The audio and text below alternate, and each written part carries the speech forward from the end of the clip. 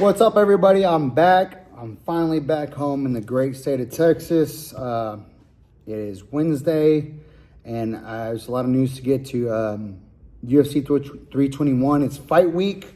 I'm going to get to that in a minute, but there was breaking news that I saw when I was out of town. I'm pretty sure it's official. If it's not, then I just got bad news. But Ilia, the reigning defending UFC lightweight champion, two-time champion, featherweight and lightweight, is going to take on Paddy the Baddy Pimblett on the January card to kick off the Paramount Plus new contract. I think I've covered it before. This is not a bad fight. It's not a fight that I'm not looking forward to. Like, it's going to be a great fight. I think Paddy has the size. He's a big 155. Great jiu-jitsu. His striking does not measure up to Ilia's. Ilia's wrestling is probably superior. This is going to be a great fight for the champion, Ilia Topuria, El Matador. I think Ilia will get this fight. He will win this fight, and I think he will win by knockout. But Paddy does bring challenges with him to this fight. You know, the size is number one, but Ilia's already proven that the size doesn't matter. He's been fighting bigger guys since he fought at 135, before he moved to 45 when he got to the UFC. And then at 45, moving up to 55, knocking out Charles.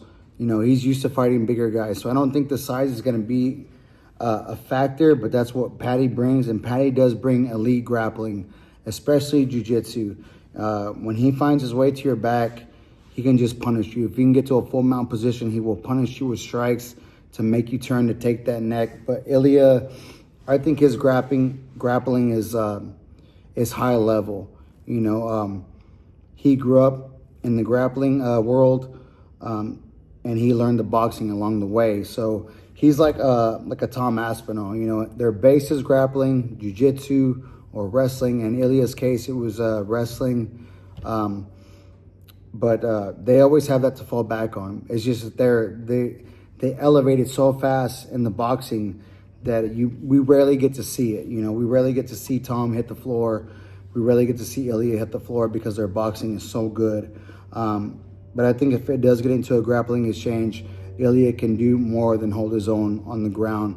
I think Paddy will be really surprised. In the words of Joe Rogan, I think he'll be surprised. I think Paddy will be surprised if he tries to get it to the ground with Ilia. But I think Ilia, and I love Paddy. I mean, don't get me wrong. I love Paddy the Baddy. I always root for him. I really like his style. I like the way that he handled Michael Chandler. He's good. Paddy is good, but he is ranked number 6. And he's getting the shot, I think, to kick off the Paramount Plus the new contract, and it's a good card to start off the year. I don't know how happy Justin Gaethje is about this because, like I said, I don't know if this is official, but from what I've saw, it was official. Where does Justin Gaethje go from here? Because if Gaethje was going to get the title, okay, it makes sense. But now, Islam is ranked number 1, but that ranking will leave as soon as he fights JDM. He's gone. Armin's already booked, and he's number 2. Armin's already booked against number 7, Dan Hooker. Charles just won. He's ranked number 3, and he called out ranked number 4, Max Holloway. So the UFC will probably book that. Gaethje's number 5. Paddy's booked at 6. Hooker's booked at 7. Gamrot just fought Charles. I don't know how soon he's going to be back. Gaethje, I don't believe, has fought Gamrot, but he's not. If he's pushing so hard for the title, he's not going to want to go back and fight number 8, Gamrot. Beneil's at number 9, but I believe he's booked too. And Fiziv's at 10, but he's already fought Fiziv twice. I don't know what happens to Gaethje right now. If this is true that this fight is made, I don't know where Gaethje goes. But you know what? This is his own fault too. And don't get me wrong, I love Justin Gaethje, but for him to sit out after the loss, the knockout loss to Max Holloway, and to sit out and demand a title shot, this is what happens. You're going to get left out. The UFC is a machine, and it will continue to roll with or without you, no matter what you've done. And that's sad to say, but that's just the truth. They will continue to roll on with or without you. Either you want to play ball or you don't. If you want to sit out and demand title shots, they're going to roll you by. That is exactly why Arman is fighting Hooker. Arman had the shot, pulled out. They didn't say why, but I believe it's because he couldn't make weight.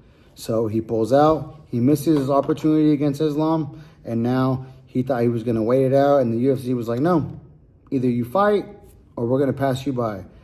He was smart enough to take a fight against Hooker, and now he's going to have an opportunity to book himself back into a #1 contender spot. Gaethje refused to fight, demanded a title shot, coming off a brutal knockout loss. That's madness to me, and I like Justin Gaethje. I really do, but, man, you have to stay busy.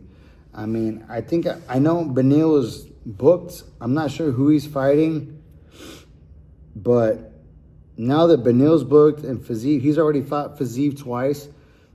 I mean, I think let's see, you have Moicano at 11, Chandler at 12. He's already beat Chandler. I think Gaethje should fight BSD. BSD coming off a big win against Hoofi.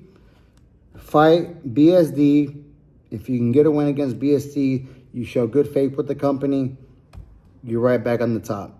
But he's got to do something. He just can't keep waiting this out. He can't keep waiting it out. He's just going to do more detrimental harm to himself if he tries to sit out, and the UFC will pass him by. Like I said, they're a well-oiled machine, and they will just keep going with or without him.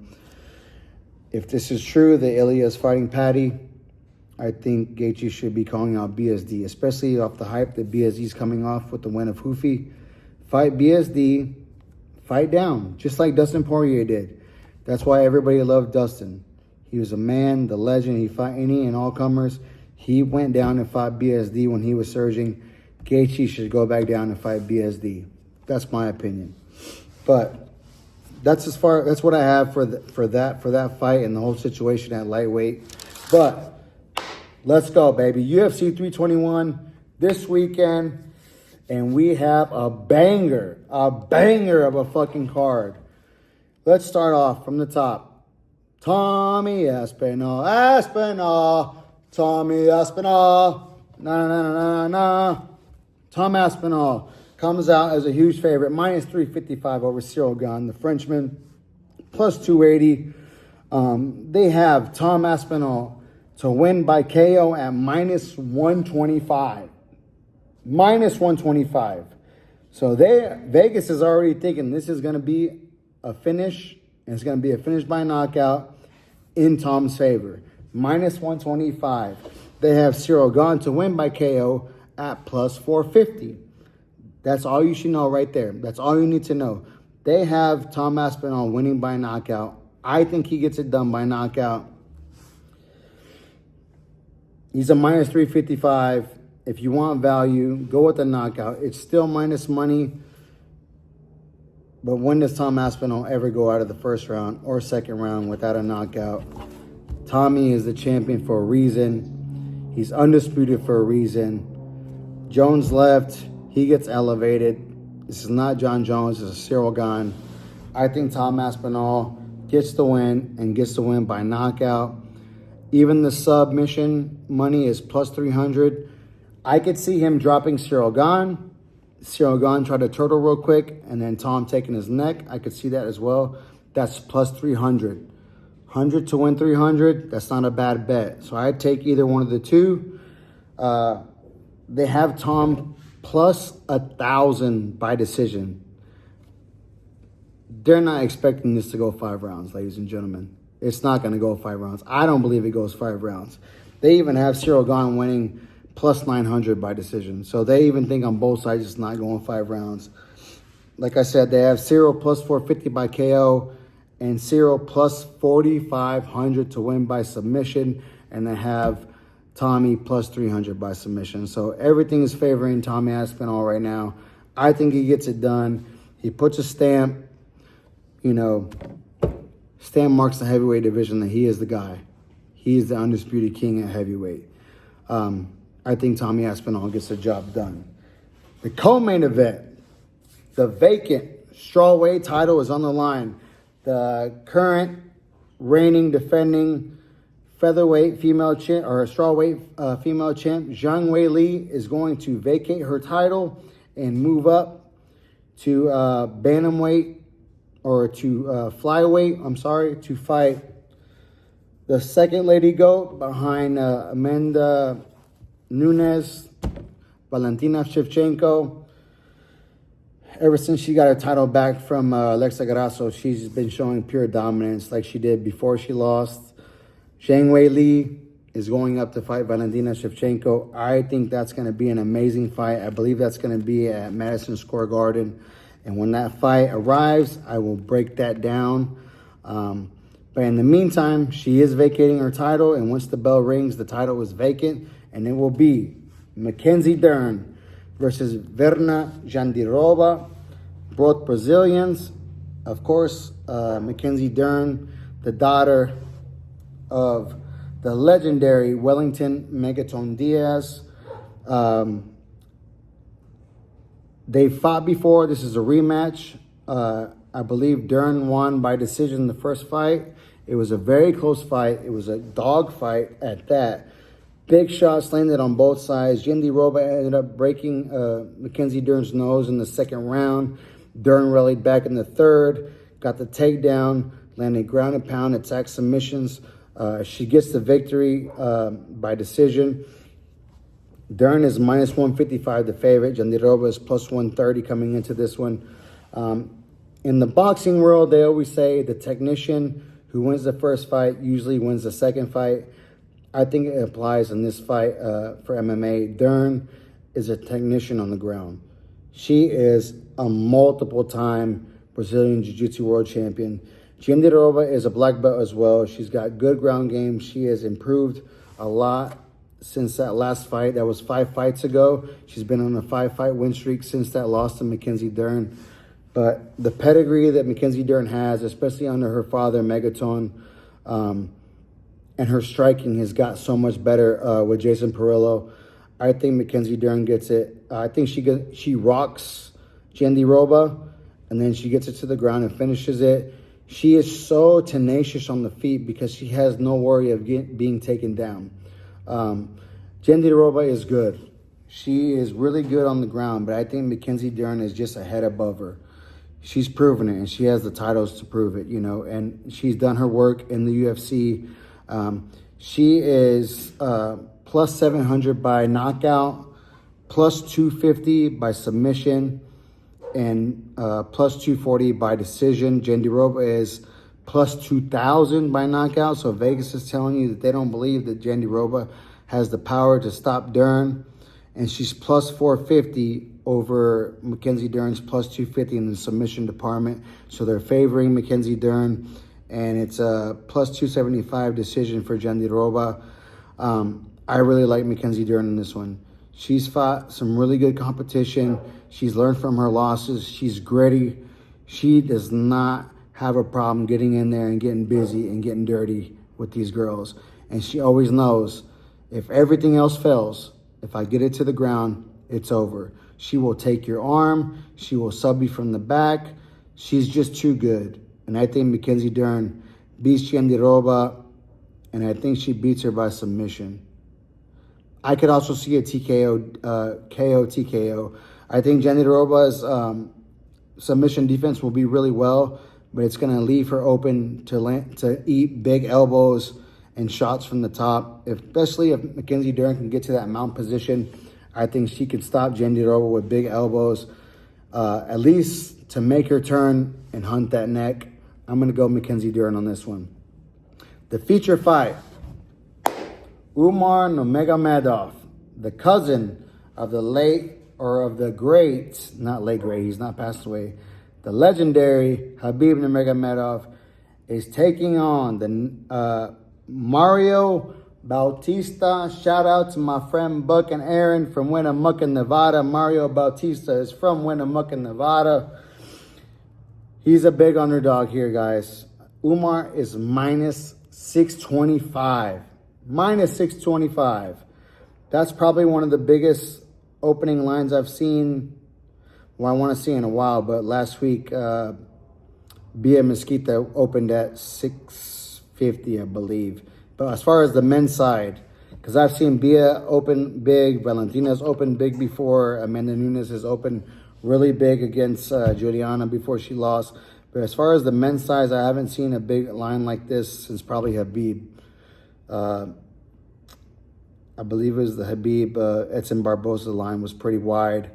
But Umar minus 625, Mario Batista plus 455. The KO for Umar is plus 650. The sub for Umar is plus 350. And the decision is minus 165. So they are thinking that this is going to go, I believe it's a 3-round fight. So it's not a 5-rounder. So minus 165 for a 3-round decision for Umar. They have Mario on the other side. Plus 1,400 for a knockout. And plus 4,500 for a submission. And plus 700 for a decision. Mario is no joke. He can wrestle. He can grapple. He's tough. He's got some submission skills. I don't know if that's going to work against Umar and that extensive grappling, the Sambo background that he has. But this is going to be a good fight. I think they're underselling Mario just a little bit. Yes, I have a little bit of my bias. I like Mario. And I know people that know him personally. But he has been training at the MMA lab in Arizona with Benson Henderson and some of those guys over there. He's got a good camp. I believe he's going to be ready, but only time will tell. We'll see when on Saturday how it goes. But, hey, it wouldn't hurt. Throw a little hundo spot on Mario Batista. He's plus 455. The decision is plus 700. Mario is known to getting these decisions. I mean, he put Patchy Mix in his place when he came over from PFL. He was supposed to be the big dick coming to UFC from PFL. He beat Jose Aldo, the legendary Jose Aldo. Some people contested it, but he still got the job done. He stayed busy. He outworked them. He got the victory. Yo, a little 100 spot on Mario plus 700. Not a bad bet. Not a bad bet. I might do that myself. But that should be an interesting fight. I think if Mario can stop the takedowns, Umar has good striking. But it's not outworldly. You know, it's not like he's not, a Sanhagen. You know, he's not a Sugar Shane. He doesn't have dynamic striking. It's good, but he does use it to set up some of his takedowns and whatnot. I think if Mario can stay true to himself, not overextend, keep the jab pumping. Mario needs to pump the jab. Pump the jab, keep Umar at the range, land the 1-2 level change, and at least try to, feint or give him some type of takedown so Umar has to respect it. It'll make it a lot better for him, and then maybe he can land some big shots later in the fight. As of right now, probably have to go Umar, but listen, guys, Mario is a dog, and I probably will be putting money on those props, either decision. I'd probably go decision. It's plus 700. So, if he gets busy and to start off the fight, get ahead, or surge late, I could see it either way. So, I will be putting a little money on Mario. But I think Umar will get the victory. The next fight down, heavyweight, I think this is a title eliminator. I think it's going to be the winner of Tom Cyril. I believe it'll be Tom. Will be fighting the winner of Volkov Almeida. I think Volkov is ranked number 3. Almeida 4. I could be wrong, but it's around there. Tomar has already beat Volkov. Cyril just beat Volkov.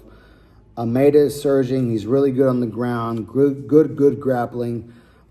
He is the favorite at minus 192. Volkov is plus 160. Volkov is plus 330 by KO, plus 2,200 by submission, and he's plus 650 by decision. So that, Vegas is thinking Almeida is going to run away with this. They have Almeida at plus 400 by KO, plus 140 by sub, and plus 410 by decision. I like Almeida. I just saw 2 of his last fights. He's really good on the ground. Really good on the ground. He does a good shot of a good job of setting up his shots with the hands. But Volkov is getting better. Now that he's moved stateside, he's in Vegas. He looked good against Cyril Gane. I thought he got the win against Cyril Gane.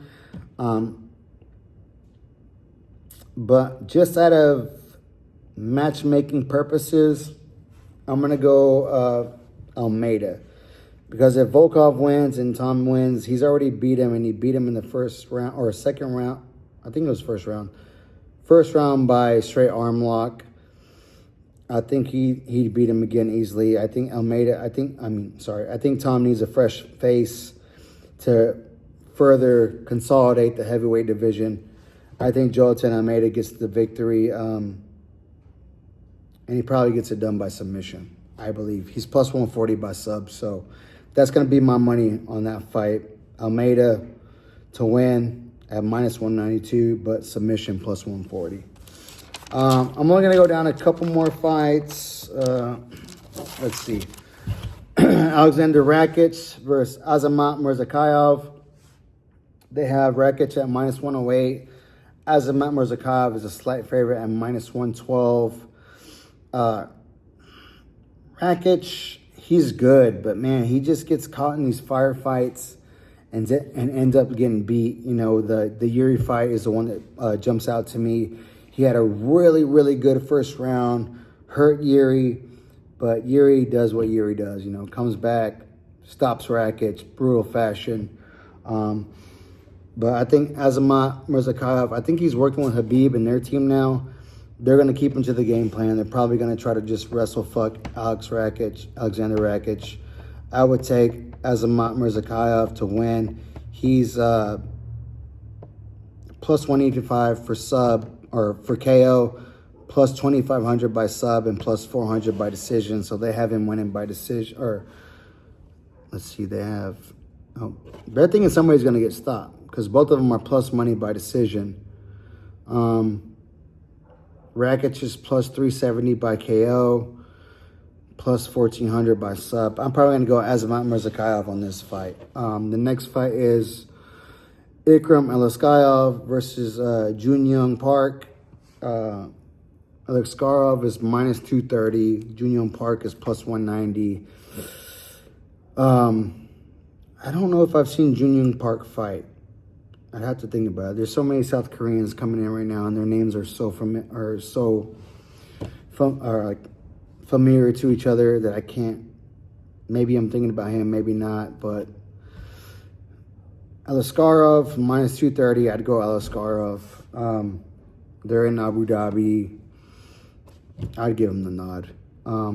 Next fight, Ludovic Klein versus Mateusz Rebecki. Ludovic Klein is minus 142. Rebecki is plus 120.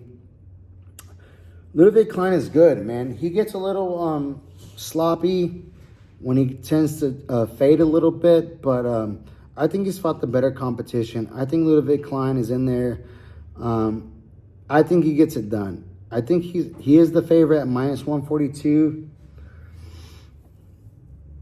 But Rebecki is plus 120, so it's not too far off. If you want to swing an underdog bet, that might not be a bad fight to bet on. Mateusz Rebecki,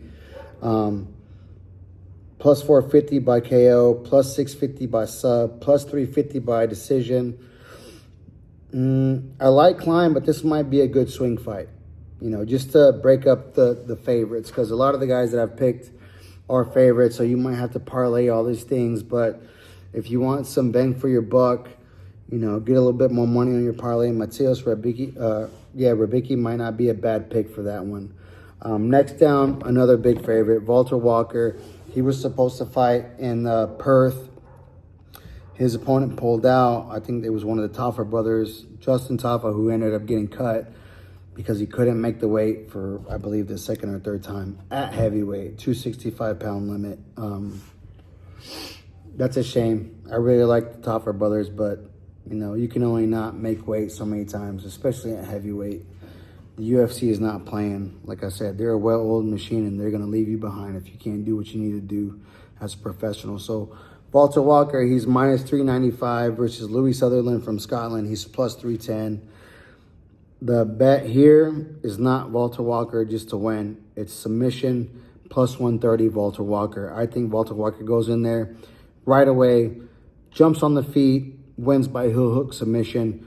Walter Walker plus 130 submission. That's my bet right there. And the last one I really wasn't going to cover it, but here we go. Nathaniel Wood from England, plus 124 versus Jose Delgado. I think he's fighting out of Arizona or Colorado. I'm not sure. He's minus 148. Plus 175 for the KO for Jose Delgado. Plus 600 for the sub. And he's plus 400 by decision. Nathaniel Wood is plus 700 for KO. Plus 1,000 for the sub. And plus 225 by decision. Delgado's good. Man, I've bet Nathaniel Wood 3 times in a row, and I've won on all 3. I really like him. He's got good kickboxing.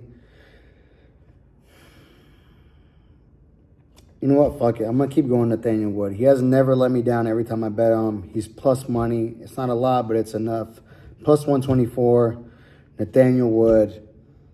And we're going to wrap it up on there. And every single one of these fights that I just covered is plus 5,000 for the draw. Is the prop bet. So, that's UFC 321, folks. It's going to be a good night. It's going to be an early start. 9 a.m. Central Time, where I am in Texas, is going to be the start of the prelims. And 1 o'clock p.m. main card start for me, Central Time. So it'll be 2 o'clock start Eastern Time. And 11 o'clock West Coast Time starts here in the States. So it's going to be a great night, or a great day of fights, and that's what I love even more. I love day fights. Get started early, get on the beers early, enjoy the rest of your Saturday night. I can't wait. It's going to be an amazing card. Abu Dhabi, solidifying the heavyweight title, Tom Aspinall versus Cyril Gane. I can't wait. And then, of course, the females, vacant strawweight title, Mackenzie Dern versus Jandy Roba, Umar versus Mario. It's going to be a great day of fights. I cannot wait. I hope you guys are ready, as I am. Thank you so much for watching, guys. Hit the like, hit the subscribe. See you guys on the next one. Peace!